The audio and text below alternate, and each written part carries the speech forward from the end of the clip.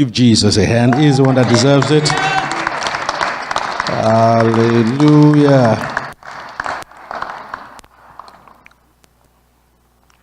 The Bible says God knows the boundary of every nation and the hours of its visitation. What that means is that God knows the strategy to reach each nation. It might be different from one nation to the other. Last Sunday in the evening, God gave me a vision.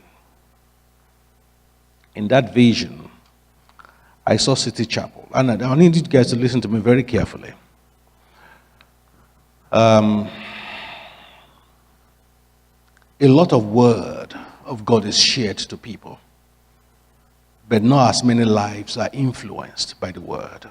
And you wonder why.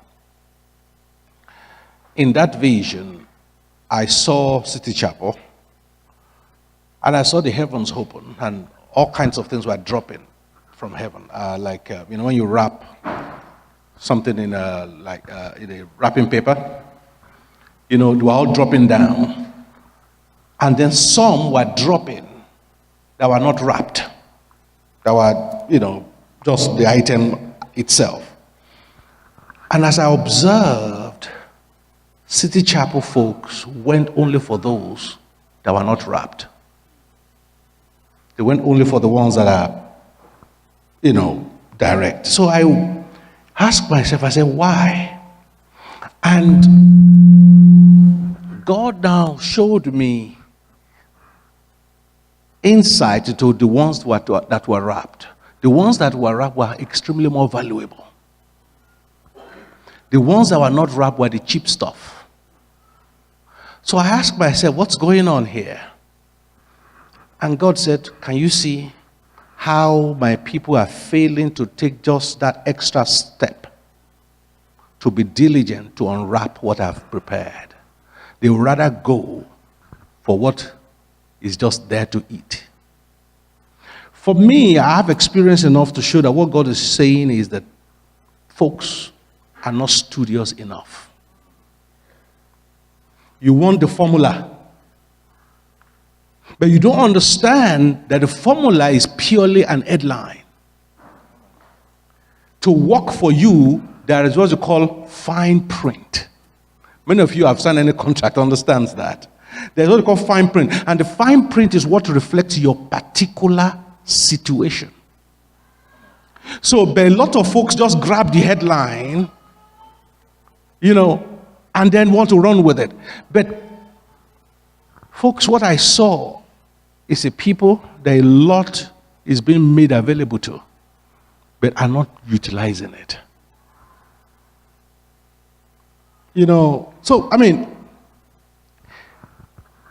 It's giving, how many people I saw last week, that means I'm seeing here, and I was here. Was it last year I was here? I'm able to make a level of determination. For example, last year I came. It was 2 Sundays too, if I remember. You might not remember, you might not realize it. I came with 18 books. I left with 14. Only 4 was bought. Now, am I saying that because I want to sell books? No. These things are signs that it doesn't matter how long I'm given, 1 hour, 2 hours, not everything cannot be said. But the details are somewhere. And people are not diligent enough to go for these things. Last week I said something about how to pay off your money quickly. A lot of people came to me, but there are fine print to it. There are fine print to these things. And when the Bible says the children of this world are wiser, remember last week what I said was that we are citizens of heaven, but we are domiciled here on earth.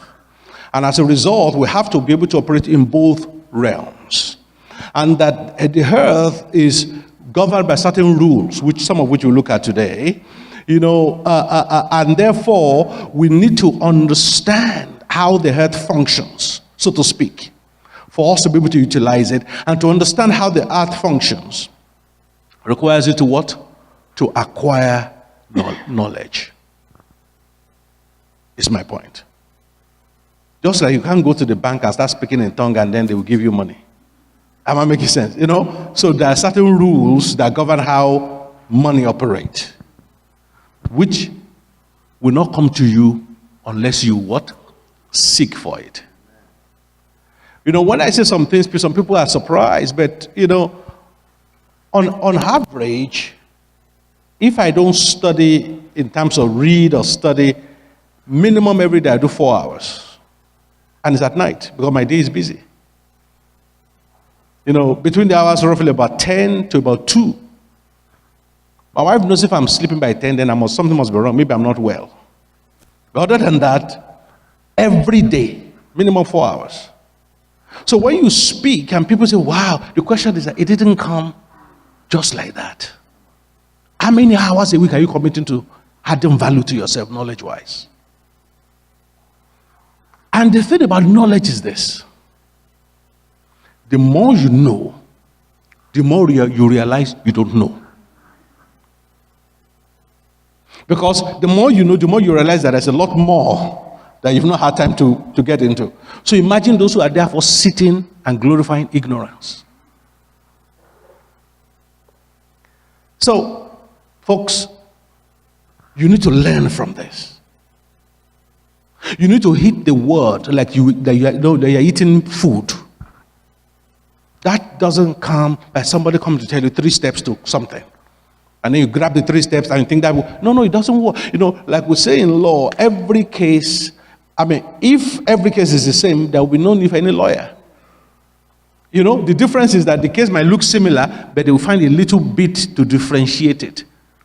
So it doesn't matter what formula you are given. The way you will apply it and the way you apply it will not be the same. And understanding that difference requires you to have capability for nuances, not just the headline.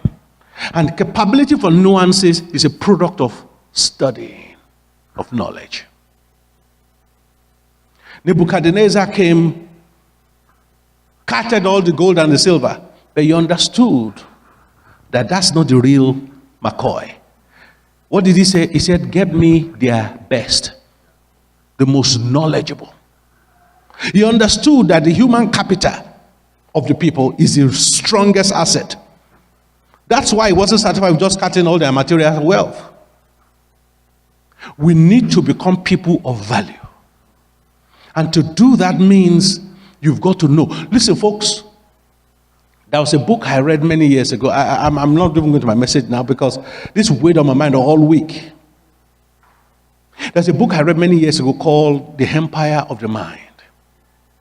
And the book said, the summary of the book more or less is that it said in the hundreds of years ago, he said the sign of a man's wealth were the physical assets he had, the estates he had that he could bequeath to his children. He said, but we are now in a generation where landed empires no longer work. He said, we are now in the generation of empire of the mind. He said, those that know will dominate those that don't know. It doesn't matter whether you're a believer or not. Your ignorance can harm you. What you don't know can kill you. So ignorance is not bliss. You've got to be a seeker of knowledge. Because the more you know, the more you understand certain things. The more certain things are, I tell people, I said, a sign of somebody who's not knowledgeable in the word. Let me give you one of the signs. It's when, anytime you talk to them, every time, no matter the question, they will say, I want to go and pray about it. It makes you look spiritual, but for me, it's a sign you have no knowledge. Because there are certain things you don't need to pray about if you know. If somebody asks you certain things, you must be able to provide certain answers based on the word. Even though you still need to pray on some situation, but you can't be that every situation, I need to go and pray about it. An unbeliever comes to meet you to say, I want to marry you. You say, I want to go and pray about it. You see my point? You see my point now? So what are you praying about? So there are some things you can provide a response to instantly if you have knowledge. So you need to understand, therefore, how are you strengthening your mind? What knowledge? Folks, let me put it this way. If what you know today is exactly what you knew this time last week, You have not grown. Ask yourself that question. If what you know right now is exactly 100% what you knew this time last week, you've just wasted a week of your life. You've got to constantly add value. Acquire knowledge. And that's what I saw on that vision, that rather than somebody sit down and say, okay, let me leave all this, well, let me unwrap let me see what's in that. Nobody was inquisitive enough or bothered enough to unwrap any of the ones wrapped. It's the ones that were not wrapped that people were going for. And for me, that shows a sign of people who go for easy things rather than labor to get the treasure. They would rather get the little things. So it's a challenge for you guys today. You need to be seekers of knowledge. You see, today I say I want to be practical. We want to talk about how the world system works financially. The reason is because we are on the earth, therefore there are certain rules that the earth operates by. Therefore, we cannot be ignorant of these things.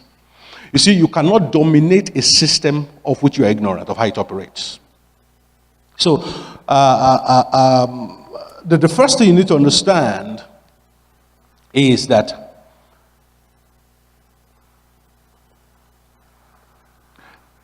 there are 5 types of capital in the world. If you're talking about capital, if somebody wants to start a business, I need capital, the immediate thing that comes to mind is what? Money. But that is how poor people think. If money is your only concept of capital, it shows you are poor. Because if you talk to the real rich people, they don't talk about money first. So what are the 5 types of capital you need to start? You need to operate on the earth. Number 1, you need spiritual capital. Of course, like I said, everything starts from the spirit. You need to understand. You know the Bible says, let me tell you one of the scripture people interpret wrongly. The Bible says, who is it that want to build a house? That will first of all not sit down and count the cost to see whether he has enough to finish it. Lest you start and you don't have enough and people make mockery of you. Everybody has interpreted that to mean that I must have all I need for the project before I start the project. That's not what the Bible is saying. The Bible says, count the cost. Who will not count the cost? Counting the cost is, let me put it this way. If you have everything you need, you must have everything before you start. Where is faith? So Bible is not saying, oh, you need $1 million for this project, so you must see $1 million bank balance before you actually step out. That's not what Bible is saying by counting the cost. Counting the cost means knowing the cost. So knowing that, okay, we need $1 million for this project. Okay, fine. We have only 10,000 to start with. But we need $1 million for the project. That's it. Once you've done that, you've counted the cost. Am I making sense? So, you need to understand that what that takes you from knowing you need $1 million to actually $1 million coming in is part of what we'll be talking about. Requires knowledge. So, the first capital is spiritual capital. Spiritual capital comes in when God tells you to do something and you are obeying him. That's your spiritual capital. The word of God to you is your spiritual capital. Am I making sense? When God tells you to go and do something, sometimes you don't have the material resources to fulfill what God has told you, but you've possessed your spiritual capital, which is instruction from God. That's your spiritual capital. You understand me? That's the first capital you need. The second capital you need is intellectual capital. You need intellectual capital. There are certain people I know that they have money. Money is never actually their problem. Their problem is they have no idea. They don't know what to do with it. Other than spend, of course. So intellectual capital means knowledge. There are certain things you cannot operate, there are certain level you cannot operate if you lack knowledge. So that you can acquire through studying, through reading. I mean, and the beauty of the whole thing is that acquiring knowledge that is easy. I met a chap in Nigeria a few years back. He's one of the top managers of Nigeria's sovereign wealth fund.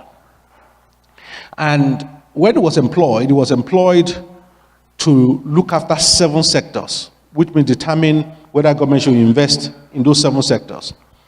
And he had, I think there were about 200 of them that were in the final, whatever, and he got the job.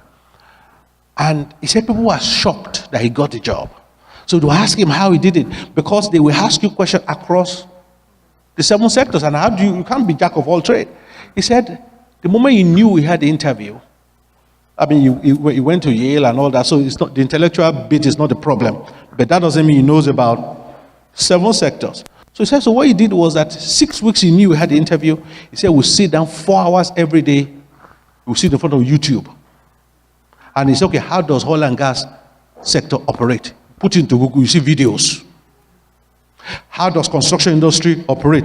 Put it into YouTube, you see video. He said he sat down, YouTube was his teacher, and was making notes. At the end of 6 weeks, measuring any of the sector, it will reel out figures for you. That's how he got the job. Most of the others knew about 2, 3. He knew about all 7 in his living room, from his living room. So he developed intellectual capital. So I'm saying this to say that we are in a very blessed generation. There are generations that existed where they didn't have access to any of this. In fact, there are generations that existed where they didn't even have access to the Bible. If you study the story of how Bible came, you find that there's one invention that changed everything: printing press. Because prior to the printing press being developed, only the priests had Bible. So whatever they tell you the Bible says, you have to accept it, because you have no way of verifying. Because there was no way of duplicating Bible in those days. So we have a lot of knowledge. Yet many people are just walking past it. So you need intellectual capital. Number 3, the third capital you need is you need relational capital. Relational capital. Relational capital makes you to understand that money hides in people. You see, the challenges of many believers is that they don't know how to relate with people of diverse temperament. They only relate with people of their type. You live in a bubble. If somebody can say, amen, praise the Lord, you can't relate with them. I tell people, I ask some people, I said, for you to know whether you have relational capital or not, if on a Sunday morning you don't want to go to church, I say, okay, let me visit somebody, and you can't find anyone to visit because they're all in church, you have a problem. Because it means you're only circulating within a small circle.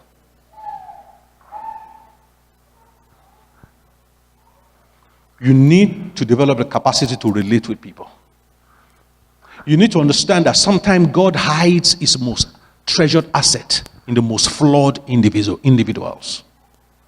So you have to learn to be able to overlook people's idiosyncrasies. You have to understand that, somebody that, there's a story I want to tell, I've not, as you can see, I've never started my message. But there's a story, there's a friend of mine that had a church in, around Black Horse Road area in East London. I've been there a few times to minister. This guy walked into the church, homeless guy that sleeps. Also, they met in the school. So this homeless guy, sleeps in front of the school, and just walked in, of course, stinking. The first time he came in, the protocol wanted to shoo him off. He said, no, let him stay. The moment the guy sits down, it's like a ripple. All the 8 seats around him, everybody just carries their bag and move away. So the guy will be sitting alone. So after service, she will give him something, either food or money. Sunday in, Sunday out for a year. The guy was allowed to come to church. And the same thing happened as in people living. One day, the guy came to church the following year. I said, Pastor, I have something for you. Gave her an envelope. She said she just put it in her pocket. She said, when I get home, I would look at it. So she got home, opened, he said, by the way, she was changed. We're about to change. He said, what's this? The envelope. Even the envelope was dirty, Anyway, she opened the envelope and there was a check in it for £200,000. Aha, I'm sure you now wonder what happened. That guy's mom died. He was the only child. So the lawyer had been looking for him. Because he was the only beneficiary. And the mother estate was worth about £800,000. So eventually, that week he was he was located. And the lawyer called him. And he told the lawyer, he said, I want you to write a check to the church. £200,000. Now, the pastor he thought it was a joke. So she paid in the check, and by Wednesday, it cleared. So on the following Sunday, she announced to the church what happened. As the guy walked in, everybody moved closer. You know our people. Still smelling as usual, but they don't mind the smell now.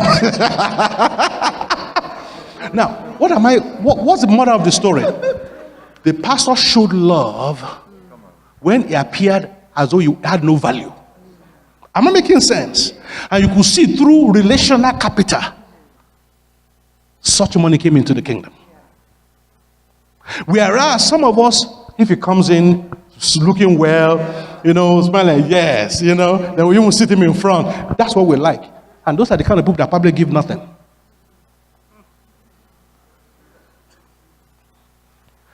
So, folks, you need to develop relational capital. So, how many have I said? So, what are the first one? Second one? Number 3? Relational capital. Now, without looking at my note, because actually that's not in my note, that's in a separate note. I'm trying to remember the last two. The last two capital. So, I've said intellectual, spiritual, relational, emotional capital. Emotional capital and physical capital. I will explain both. By emotional capital, it means you have to develop the emotional strength to handle disappointments. Because if you are the type that after every disappointment, you have to have a pity party, that everybody has to come and pet you, you can't survive. You need to develop a little bit of backbone. And that is why I was listening to a program on Radio 4 the other day, and we were talking to these old people. They were all in their 80s. And they were all complaining of one thing. They said they don't know what has happened to the United Kingdom. That this was a country whereby during the Blitz, during the war, when bomb was going everywhere, people would get up, they had some level of stoicism about them, and they were he said, now any little thing, everybody is emotional wreck. He said, what's going on? He said the nation has become too emotional for them. We need to develop emotional capital. You face disappointment. You face, betrayal. You face all sorts of kind of things. You've got to understand that you've got to rise above those things. And lastly, physical capital. Those who own their own business, for example, one of the first things that you have to know is that they have to develop physical capital. Because when you are getting paid, maybe you work 40 hours a week. When you started your own business, you work 80 easy. In fact, you don't stop. Even as you're about to go to bed, you are still thinking of the business. So you need to be physically strong, to be able to operate in those dimensions. Anyway, the key point is we need those capital. And this requires us to go out and get knowledge. Now, so that I can fulfill my word, I will say a few things. Let's look at a few things which I've said before, but it's good for us to be reminded of again. Let's look at some steps to building wealth. Some steps to building wealth, practical steps. The first thing you need to understand is this. The nature of global economy has changed. In hundreds of years ago, it used to be purely agrarian economy.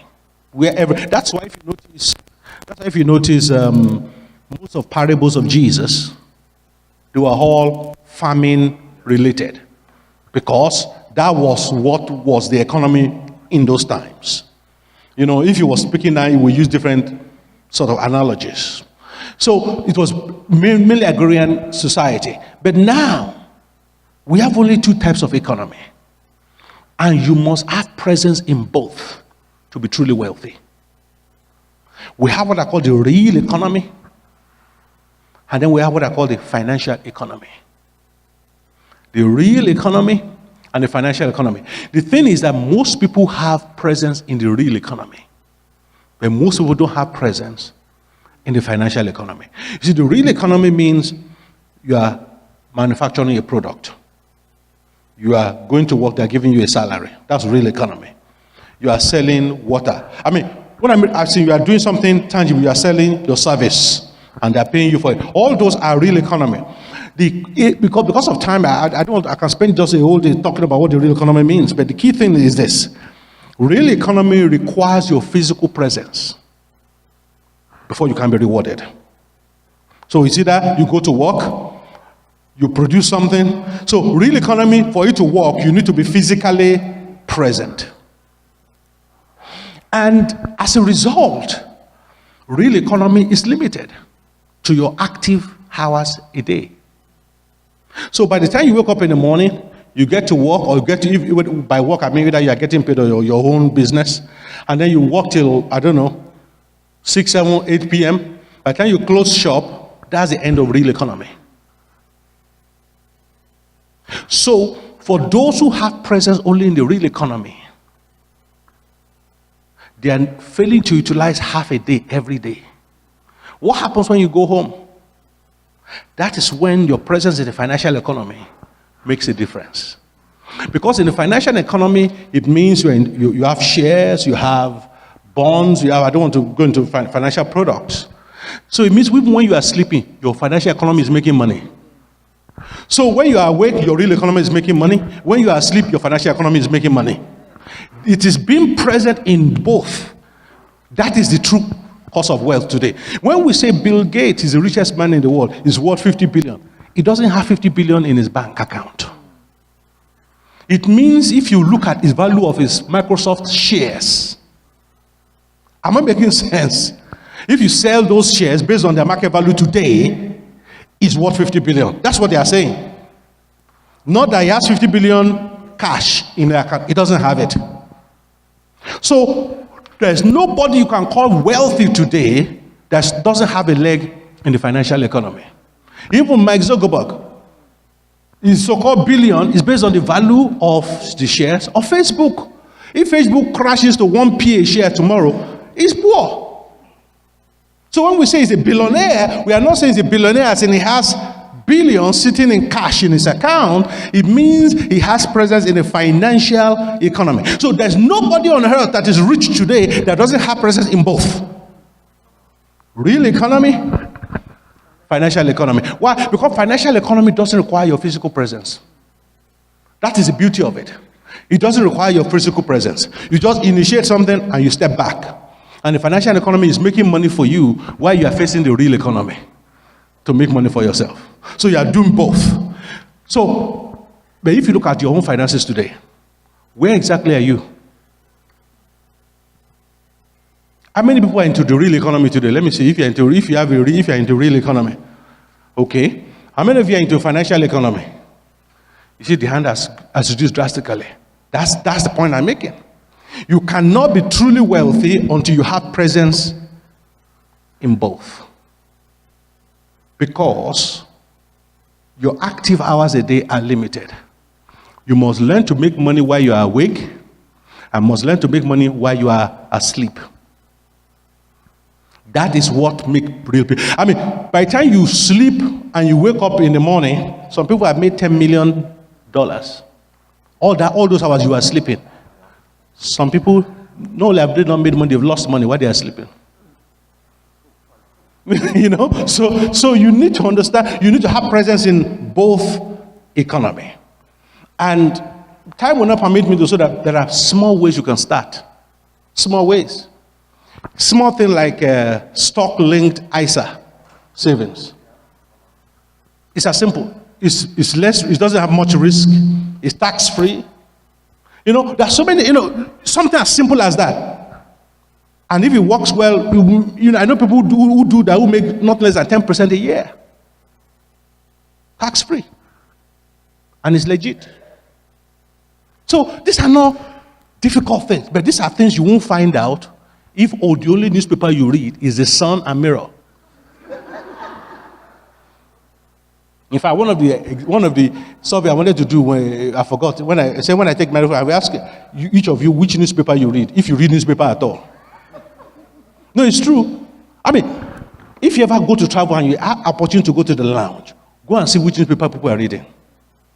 You won't see people with Mirror or Sun or Loud or Shout. What's the other one? That magazine that has people hardly dressed. You know, you won't see all that. You will see, even if you go to the business class and they are carrying newspaper around, they never carry Mirror or Sun.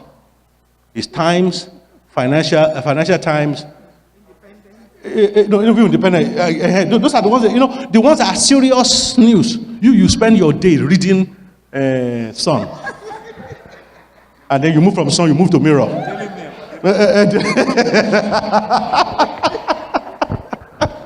Anyway, you got the gist. The point I'm making is that if you read those just to relax and for fun, I understand it. But I'm saying acquire knowledge.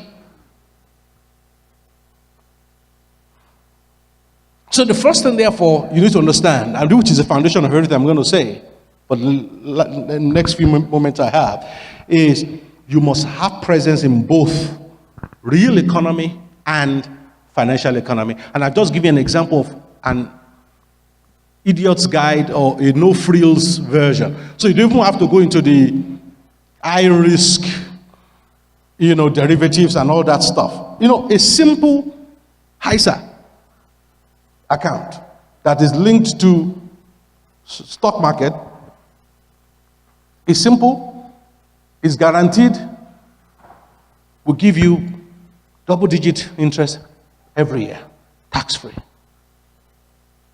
Yet, some people feel, say, Pastor, I like to go to my online bank and I like to see my money. I like to see that 15,000 is there. It makes me happy. I say, you are foolish. No, it's true, because if you can see that 15,000 there, by tomorrow, even though you say 15,000, you can't buy 15,000 anymore because you are losing value every day. It's called inflation. So, why don't you put that money in the financial economy? Let it be when you are sleeping. So by the time you wake up, after 8 hours sleep, you've made 500 pounds. That is how wealth is built. So let's just look at a few practical ways, which I've shared before, to building wealth. Number one, you must have a financial goal and write it down. Have a financial goal and write it down.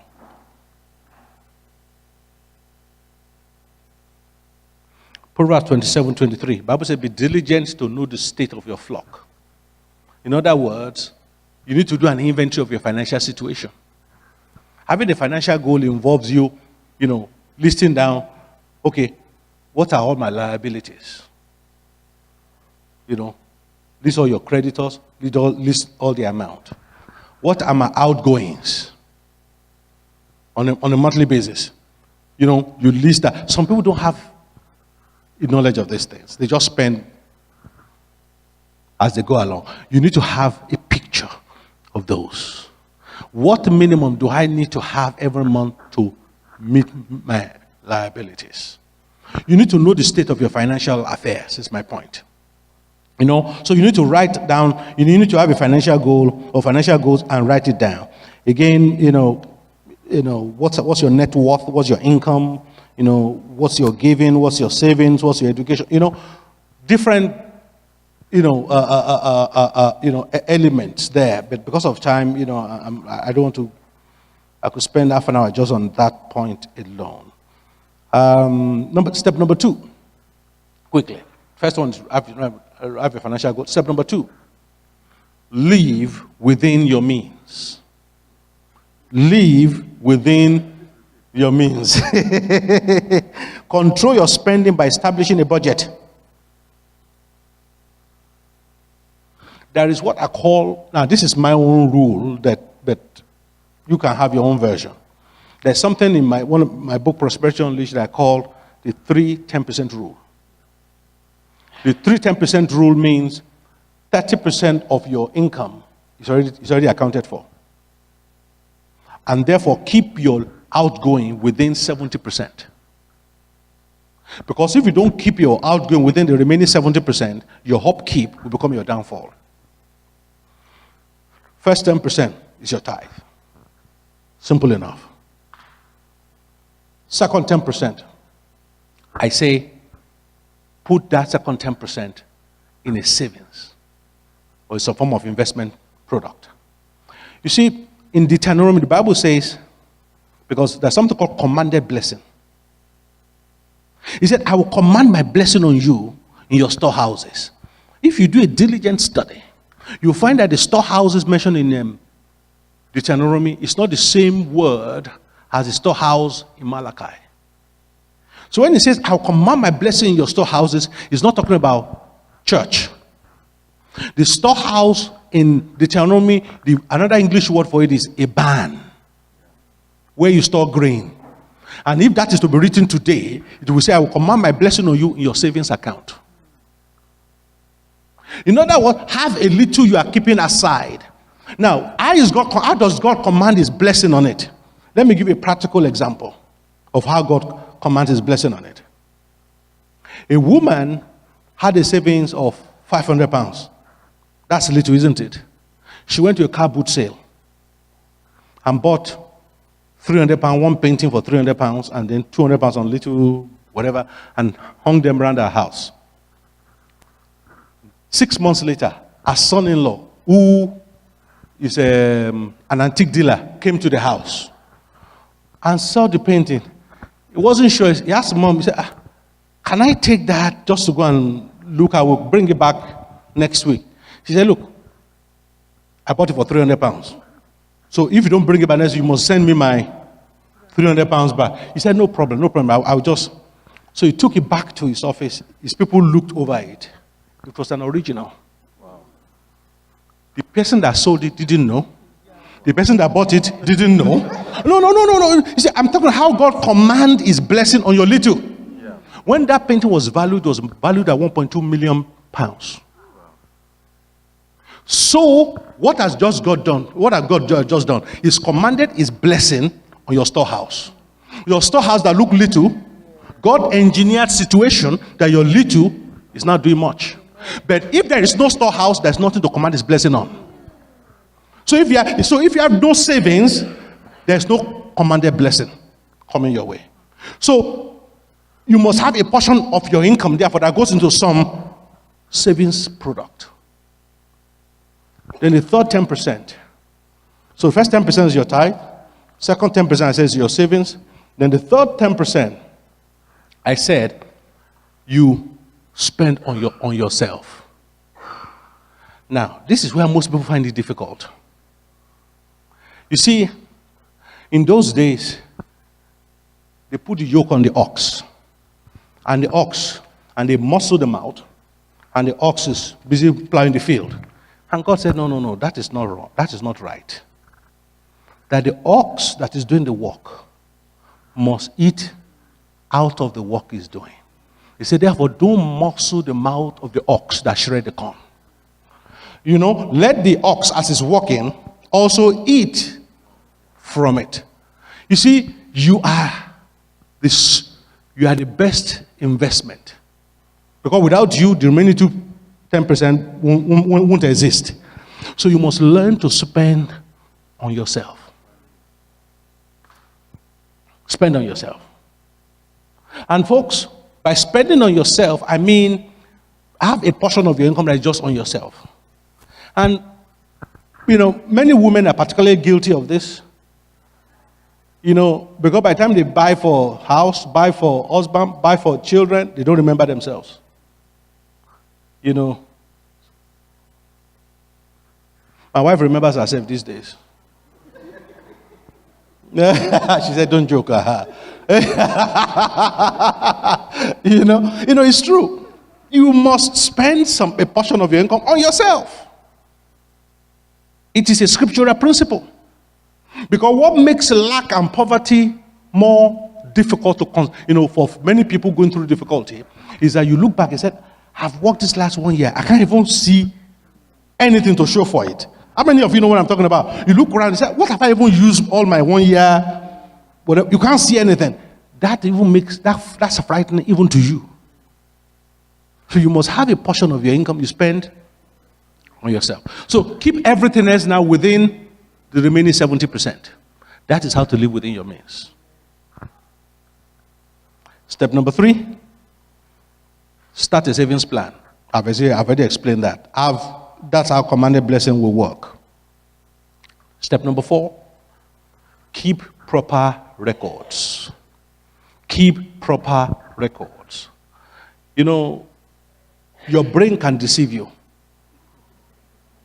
No, it's true. You think you can remember things, but you can't. You can't remember everything.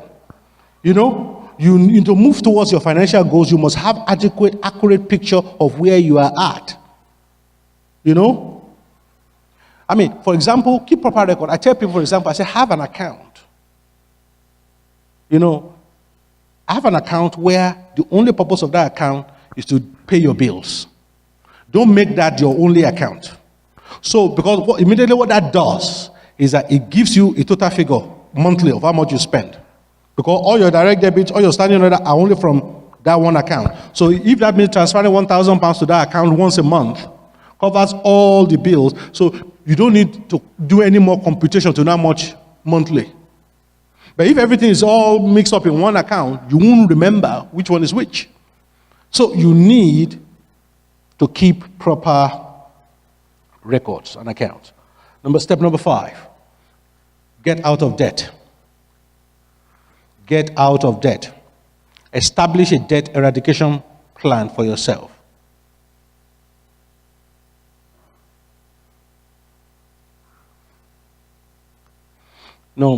Time will not permit me because I have here, 9 steps to get out of debt, but that would just take us off tangent completely. But you understand the principle. Get out of debt. And by the way, just hiding under the table will not make your debts go away. Refusing to open the letters will not make them disappear. Am I making sense? So you need to understand something. That your creditors understand that they need to help you to be able to pay. Am I making sense? So don't think, no matter how bad things look, they understand that they need to work with you to make, repayment. So rather than burying your head in sand, make contact, make offers. You'll be surprised at what it will take. I knew somebody who was supposed to be paying £500 a month for something over £10, and they accepted. They said, we'll review it in 6 months.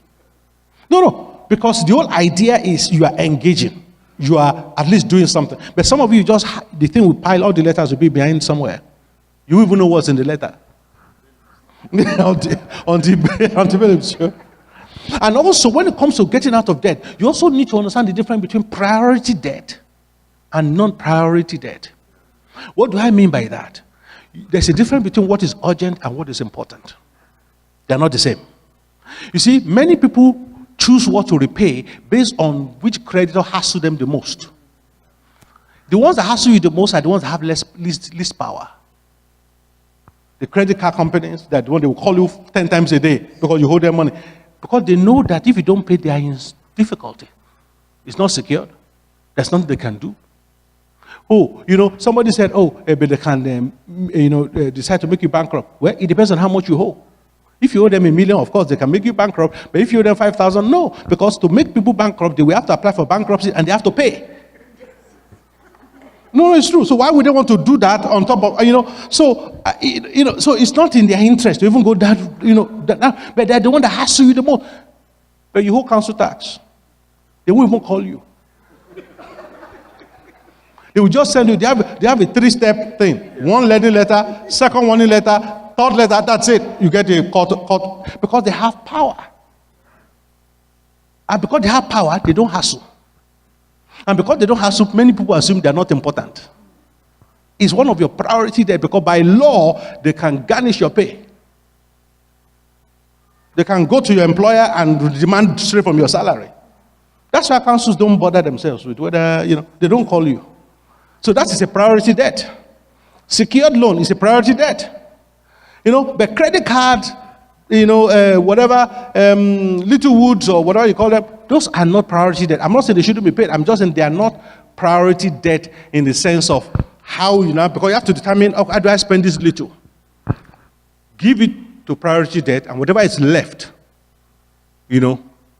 Somebody said, hey, but I need to keep my credit score perfect. I said, when you are homeless, we'll see we'll see which credit score you want to be scoring.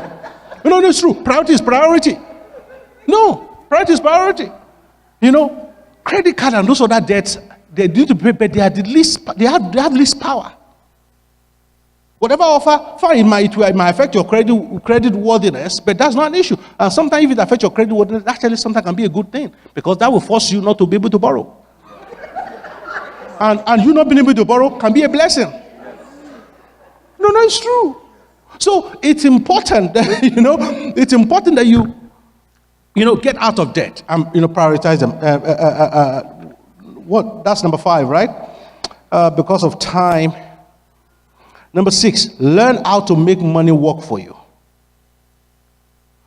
And I think that is explaining about you getting, I was explaining, that's the point of that, the basis of that particular point is about how to work the financial markets and the financial, I told you have to be in the real economy and the financial economy. So how to work the financial economy is what I will have said under that, but because of time, we'll leave that. But you understand the gist. Step number 7. Eliminate all unnecessary waste from your current income. Eliminate all unnecessary waste from your current income. What do I mean by that? Maximize the little income you have at the moment. Avoid fines, penalties, parking tickets, late penalty fees. Those things add up. I'm telling you. My wife knows that I don't think I've got any successful parking ticket in 10 years. You need to be a real demon-possessed parking attendant to be. No, because I will pay. No, I would rather, it's a rule. I pay my parking. It's on, especially now it's on, problem before was you don't have coins. Now it's on the phone. I'll pay the £1, £2 parking than risk £60. Exactly. I pay. No, it's true. Don't be penny wise, pound foolish. Avoid unnecessary wastage. Don't pay unnecessary. And when you are giving fines, as a rule, challenge it. I have a rule. 100% of the time. Anytime anything involves fine or penalty, I always challenge it. Whether I'm right or not is irrelevant. I will challenge it and get what? I have an 80% success rate. You never know. You never know. I remember I got this was many years ago, even though there are certain rules now, but there are some secrets I won't bother telling you. You need to find out yourself. I remember many years ago, I was going somewhere in Windsor, and I was going for a funeral. And then 2-3 weeks later, I got in the post that I was doing 30 in a 20 zone or something.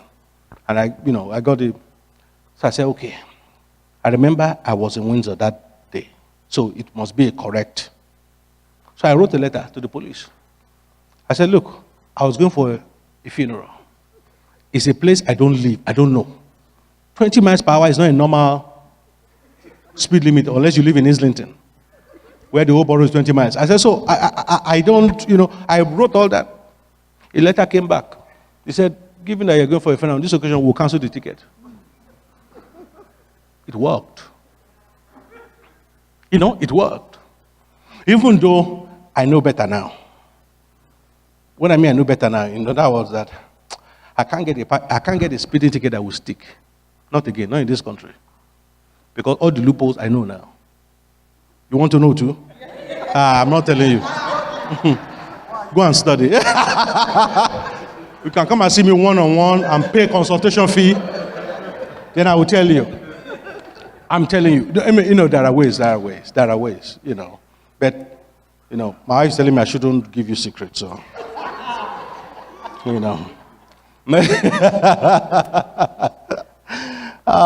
But the point I'm making is eliminate waste from your expenditure. Because some people, think about it, by the time you pay 3 parking fines a month, whatever, in a year, some of you have paid £1,000. That is money that could have gone into something else. So avoid unnecessary waste. Step number 8, quickly. Utilize insurance sensibly. Utilize insurance sensibly. What do I mean by utilize insurance sensibly? Many people don't know how to use insurance properly. By that I mean you have household, building and content insurance, and then you went to buy a fridge, you insure it with the people you buy the fridge from. You want to buy a microwave, you insure it with the microwave. You want to buy a laptop, you insure it. That is wastage. And they will try to sell you those policies. So you need to understand that you can have a home and content insurance that's wide enough to cover everything. It will even cover your items when you are out of the house. So stick to that one policy. There's no point in insuring each item separately, which many of us do. It's a waste of insurance. And also you need to understand how the insurance industry works. I remember, ignorance is a bad thing. No? I remember in the early 90s, when I used to take car insurance, I would buy this car, maybe £1,000. My wife's already laughing. She knows where I'm going. I buy this car, maybe £1,000, maybe one old jalopy here in London. And then I'll call the insurance company. They will say, what's the value of the car? I will say £10,000. Now, to me, if the car is a write-off, I will get 10,000. So they will jack my premium up, and I'm paying. And then, true, one of them had an accident, hit and run, and the car was a write-off. I said, my 10,000 has.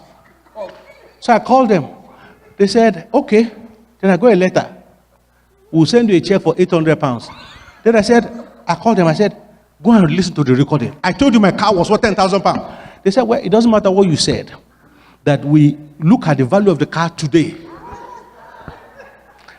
I said, So when I said the car was worth 10,000, you kept quiet. You didn't say, how can this car be worth 10,000? You are charging me £40 a month extra in premium. And now, when it comes to collecting, you are not using the book value. Don't think you are that smart. So use insurance sensibly. Put them together into one mega policy if possible and stick with that. Don't get into little policies all over the place. Use insurance sensibly. And it might add a bit to your premium. Try to protect your, if you have car insurance policy, try to pay to protect your no claims bonus. It helps.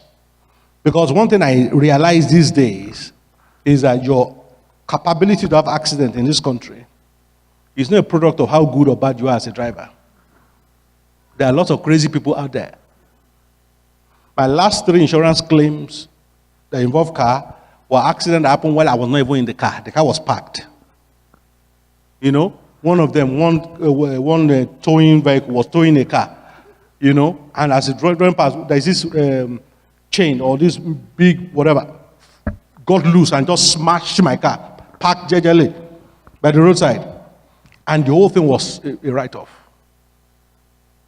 So, your claiming is not a product of whether you're a bad driver. Am I making sense? I'm a good driver. That's not the point. Bad driver can hit you. And somebody said, no, you understand.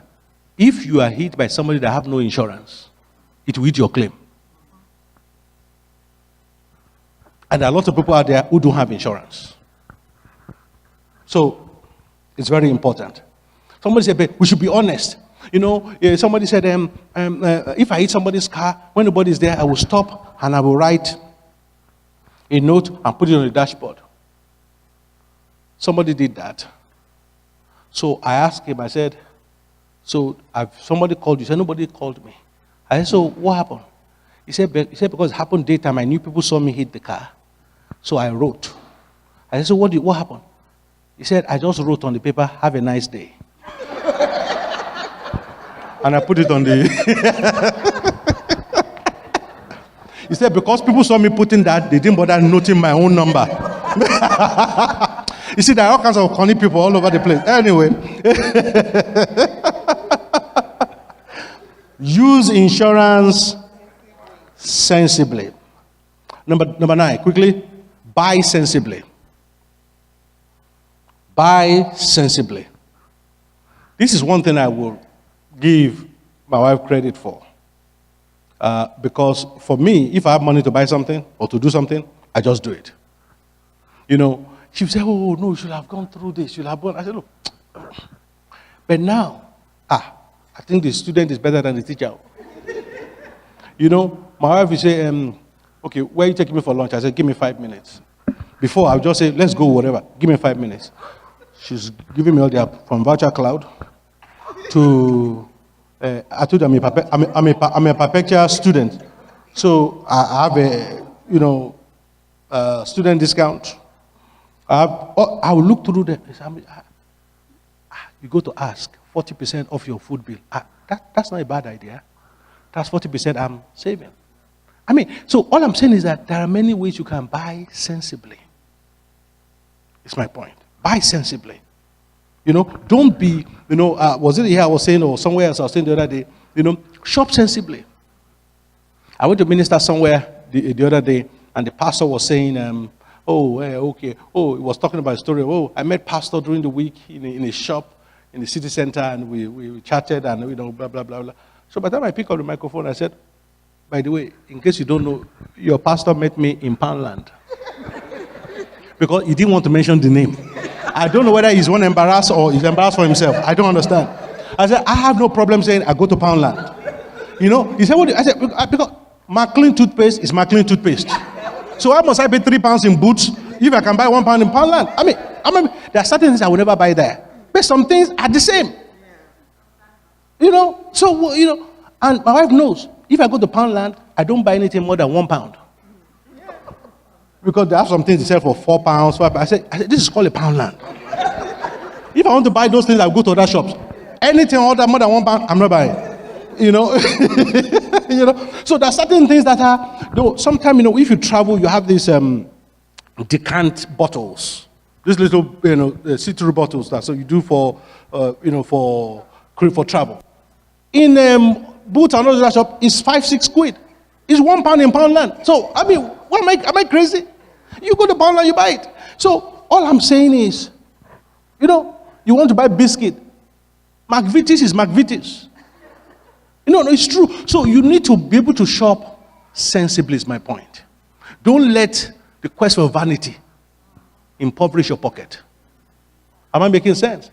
If you are so embarrassed, just carry your Harrods nylon bag with you. And then when you finish buying in Poundland, put them in your Harrods bag and carry that around. If that makes you better, that's fine. Do what you have to do. But what I'm saying is that buy sensibly. Don't just buy things because, it's there or because you think, So you need to buy sensibly. And number 9. Okay, let me give you 2 more. Then I'll stop. We are going to number 10 now. Yes, number 10. If you are a homeowner, add value to your home through care and expansion. You see, the value of your home increases through 2 ways. There is inherent increase in value of your home by virtue of the general state of the market. It doesn't matter whether if you don't do anything. But you are living things, but there is a second way the value of your home increases, and that is through the way you manage your home, the way you care for it, the way any expansion you can do. You know, you put a conservatory now, there are ways you can add value to your home. Now, I did say something about how you pay off your mortgage early, right? I know you people won't forget that one. Now, this is where I'm saying the headline is all I'm going to give you. You're going to have to go and do the work for the nuances. And the percentage you save depends on when you start. Right? You get the full benefit, of course. If you start immediately, you take out the mortgage. But some of you are halfway already, so you know the quantum of reduction will be less. Now, in this country, mortgage companies apply interest two ways. Some apply interest what I call monthly, because you pay monthly, and some apply interest daily, even though you still pay monthly. Now, you can write to your mortgage providers to find out which one they are operating, and you can request that you want your interest applied daily, not monthly. Most of them have no problem with it because they still get the same. They just divide it, you know. Now, assuming your monthly payment is £1,000, if you have money on you, and after week 1 you pay £250 into your mortgage, week 2 you pay £250, week 3 you pay £250, week 4 you pay £250. You've paid exactly the same amount, but you've paid less interest. Because every amount you are paying reduces the amount they are going to charge interest on, since interest is applied daily.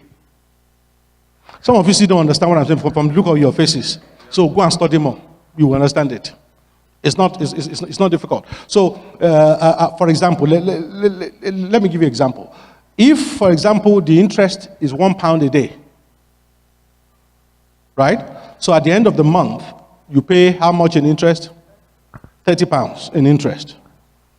But that £30 in interest is on £1,000 that you owe in mortgage, for the purpose of illustration. If at the end of week 1, you are owing £1,000 less £250. So on week 2, interest will be charged on £750, not on £1,000. Am I making sense? So whereas if you don't do it that way and you wait till the end of the month, they will charge £1 every day for the entire month. You are still paying the same £1,000. So by simply paying your mortgage, so you don't have to even pay £1 extra. Am I making sense? By simply paying it, you know, as throughout the month, as opposed to once a month. If you start doing that the day you get your mortgage, at the end of the mortgage, you know, research has shown you could save as much as 40%. As you can see, what you don't know can harm you. These things are not difficult. This is why the children of this world, this is why they are wiser. This is why they have extra money to go and boost every Friday. And you that you don't boost, you still don't have money. No, it's true. Because they are smart. They know how to use the system for their benefit. You know? Meanwhile, we are wallowing in ignorance and praying for mercy. Add value. Lastly, step number 11, because, no, I still have a lot more. Don't worry. Let's just stop at 11. Step number 11, learn to reduce your taxes. Learn to reduce your taxes. Become aware of your tax system. You know, you have to understand that in this country now you can earn just over £11,000 tax-free. You know, so you need to understand that. So, there are ways, again, I don't want to turn this into a financial advice session, but there are ways you can reduce your taxes. You see, You have to understand that there's a difference between tax evasion and tax avoidance. Am I making sense? Tax evasion is illegal. Am I making sense? Tax avoidance is not. Somebody say, how? Because the government that put the laws there know it exists. Because if you want to plug it tomorrow, they will plug everything. But they're leaving it there deliberately. This man, Sir Green, it was Philip Green, one of the richest men, if not the richest man in this country. He pays little or no tax. In fact, you pay more tax than he does. He's a billionaire. Why? He transferred the ownership of his businesses to the wife. Step number one. Step number two, the law says that you don't pay UK tax if you don't spend more than 90 days in the UK. So the wife lives in Monaco. Let's look at this thing now. I mean, and I'm telling you because this is not secret, and the government knows. They know he's not doing anything illegal. The wife lives in Monaco. She comes to the UK, but make sure she doesn't spend totally throughout the year more than 90 days. So as far as she's concerned, zero tax in the UK. In Monaco, they charge them little whatever, to keep all the rich people there. And therefore, at the end of the year, you'll be lucky if he pays £10,000 in tax. And he's a billionaire. And he's doing it legitimately. And you, out of ignorance, you are paying half of your salary. Anyway.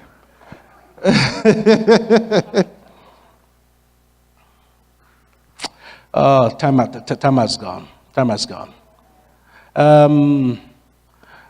Step number 12. Let me just give you that. Have a will and legacy. Have a will. Make sure you have a written will and legacy. Many people feel having a will means they don't have faith. That is not true. You need to have a will. Why? Because when you die, and it's not a matter of if, it's when. We all die. I don't see the big deal about it. When you die and your wife is crying, they won't know she's crying for two reasons. They won't know she's crying because she's lost you. But also, more importantly, they won't know she's crying because you've left her with all the debt that you didn't structure when you were alive. That she now has to learn fast how to make it work. Having a will is very, very important in any country, not just in this country. I have clients I've done will for in Nigeria, in Ghana, in different countries. So it's not a matter of you need to have a will. Because if you don't have a will, the state takes over your asset when you die. So for those of you who are superstitious and say, if I have a will, it means, no. Get out of it, okay? Have a will. Explain what you want to happen to your asset. How do you want it divided? Okay? Now, if you are married, you're a bit in a safe zone. Because whether you have a will or not, if you are married, make sure your assets are in joint names. Husband and wife. Make sure your assets are in joint names. Now, somebody said, but I don't trust my wife. That's your problem. That you require marriage counseling. That's a different seminar. Why? Because there's something that's a principle called survivorship in law, which means if it's in joint names, if one person dies, you don't need any paperwork, the other person automatically inherits 100% of the asset. But if it's not in joint name, it's a different story. So it's very, very important. And for the men, for the African men here, who think not putting their wife's name on the asset is a good way to say, I own the asset, you are fooling yourself. Because if that woman decides to leave you, you're in difficulty, you are in trouble instantly. Because the law says that if it is your family home, even if your wife has not put one penny down since you bought it, she minimally owns 50% of their home by law. by being your wife. So don't come and say, I paid the mortgage of this house, I own this house. No, you own 50%. No, you know, and there are case law that shows that she can even be given more than that. There was a case decided by Lady Hale where a couple decided that, okay, it's going to be 50-50. They were married for 19 years, and then they were divorcing. Lady Hale gave the woman 80%. Why? She developed in law what we call the principle of constructive trust, which means she said all the decorations, all the upkeep she's done in the house have value. They've added to the value of the house. Therefore, it's unfair to give her just 50%. And because you, the man, you are the one that cheated, that's another punishment. 80% the woman got. So don't fool yourself to think not putting it down in a will means you're in any better position. You are not. So have a will to plan your finances. Before I finish, I want you to just close your eyes for a second. I want you to meditate on a few things I'm about to say. If you go to a class and you teach people the art of swimming, you know, you go to the leisure center, they have a classroom in the leisure center, you spend 3 hours teaching them how to swim. What do you think is best to do after that class? Exactly. Because if you teach them only in class and they never enter the water, they will never learn how to swim. In a message like this, you need to understand that the best way to demonstrate your mastery of what you have heard is to put it into practice immediately.